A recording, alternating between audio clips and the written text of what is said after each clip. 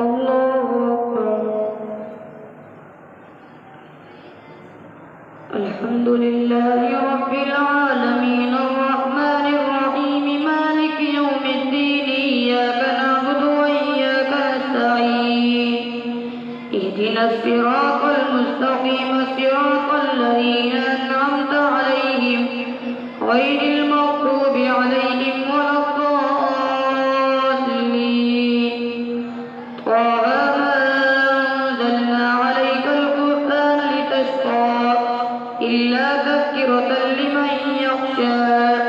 تنزيلا ممن خلق الأرض والسماوات العلى الرحمن على العرش استوى له ما في السماوات وما في الأرض وما بينهما وما تحت الثرى وإن تجهر بالقول فإنه يعلم السر وأخفى. الله لا إله إلا هو وسع كل شيء علما. الله لا إله إلا هو له الأسماء الحسنى. وهل أتاك حديث موسى إذ رأى نارا فقال لأهلهم كثوا إني آنست نارا لعلي آتيكم منها بقبس أو أجد على النار هدى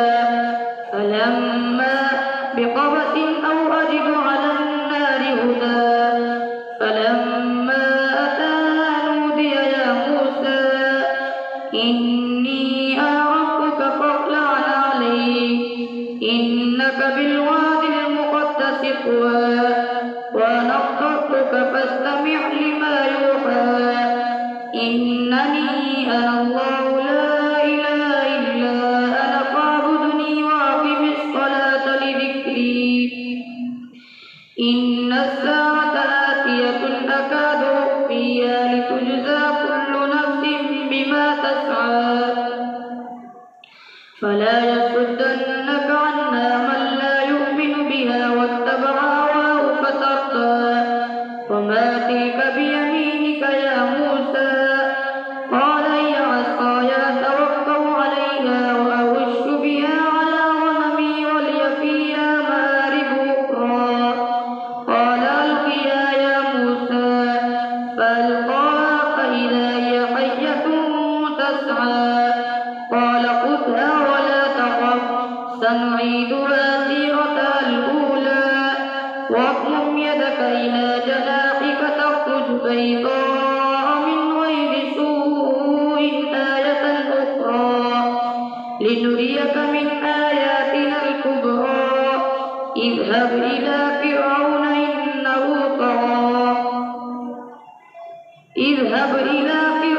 إنه طغى قال رب اشرح لي صدري ويسر لي أمري واحلل عقدة من لساني يفقهوا قولي واجعل لي وزيرا من أهلي هارون اشدد به أزري وأشركه في أمري كي نسبحك كثيرا ونذكرك كثيرا إنك كنت بنا بصيرا. قال قد أوتيت سؤلك يا موسى ولقد مننا عليك مرة أخرى إذ أوحينا إلى أمك ما يوحى أن اقذفيه في التابوت فاقذفيه في اليم فليلقه اليم بالساحل يأخذه عدو لي وعدو له وألقيت عليك محبة مني ولتصنع على عيني إذ تمشي أختك فتقول هل أدلكم على من يقتله فرجعناك إلى أمك كي تقر عينها ولا تحزن وقتلت نفسا فنجيناك من الغم وفتناك فتونا فلبثت سنين في أهل مدين ثم جئت على قدر يا موسى واصطنعتك لنفسي اذهب أنت وأخوك بآياتي ولا تنيا في ذكري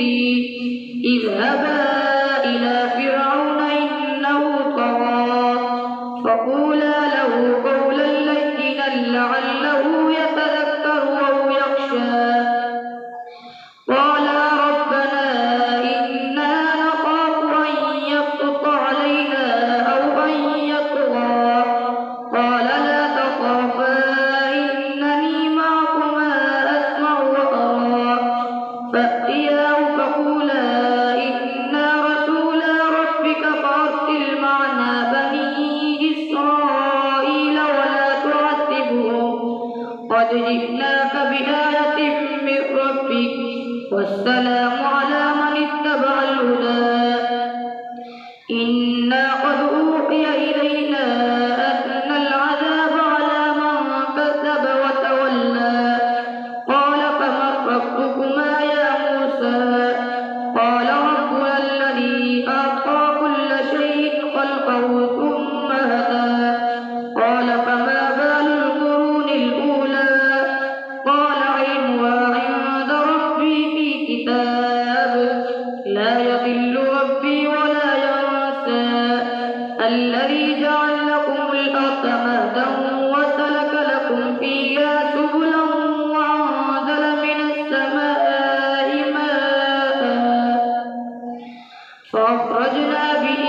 أزواجا من نبات شتى كلوا وارعوا أنعامكم إن في ذلك لآيات لأولي النهى منا خلقناكم وفيها نعيدكم ومنا نخرجكم تارة أخرى ولقد أريناه آياتنا كلها فكذب وأبى قال جئتنا لتخرجنا من أرضنا بسحرك يا موسى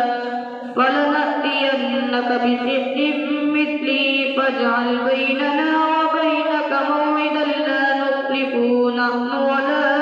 أنت مكانا سوى قال موعدكم يوم الزينة وأن يحشر الناس ضحى فتولى فرعون فجمع كيده ثم أتى قال لهم موسى ويلكم لا تفتروا على الله كذبا فيسحتكم بعذاب وقد خاب من افترى فتنازعوا أمرهم بينهم وأسروا النجوى قالوا إن هذان لساحران يريدان أن يخرجاكم من أرضكم بسحرهما ويذهبا بطريقتكم المثلى فأجمعوا كيدكم ثم أتوا صفا وقد أفلح اليوم من استعلى قالوا يا موسى إما أن تلقي وإما أن نكون أول من ألقى قال بل ألقوا فإذا حبالهم وعصيهم يخيل إليه من سحرهم أنها تسعى فأوجس في نفسه خيفة موسى قلنا لا تخف إنك أنت الأعلى وألق ما في يمينك تلقف ما صنعوا إنما صنعوا كيد ساحر ولا يفلح الساحر حيث أتى فألقي السحرة سجدا قالوا آمنا برب هارون وموسى قال آمنتم له قبل أن آذن لكم إنه لكبيركم الذي علمكم السحر فلأقطعن أيديكم وأرجلكم من خلاف ولأصلبنكم في جذوع النخل ولتعلمن أينا أشد عذابا وأبقى قالوا لن نؤثرك على ما جاءنا من البينات والذي فطرنا فاقض ما أنت قاض إنما تقضي هذه الحياة الدنيا إنا آمنا بربنا ليغفر لنا خطايانا وما أكرهتنا عليه من السحر والله خير وأبقى إنه من يأت ربه مجرما فإن له جهنم لا يموت فيها ولا يحيا ومن يأته مؤمنا قد عمل الصالحات فأولئك لهم الدرجات العلى جنات عدن تجري من تحتها الأنهار خالدين فيها وذلك جزاء من تزكى الله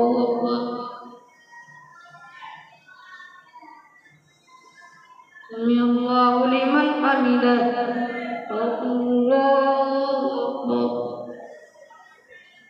الله أكبر الله أكبر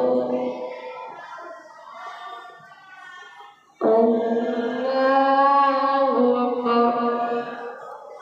الحمد لله رب العالمين الرحمن الرحيم مالك يوم الدين إياك نعبد وإياك نستعين اهدنا الصراط المستقيم صراط الذين أنعمت عليهم غير المغضوب عليهم ولا الضالين. ولقد أوحينا إلى موسى أن أسر بعبادي فاضرب لهم طريقا في البحر يبسا لا تخاف دركا ولا تخشى فأتبعهم فرعون بجنوده فغشيهم من اليم ما غشيهم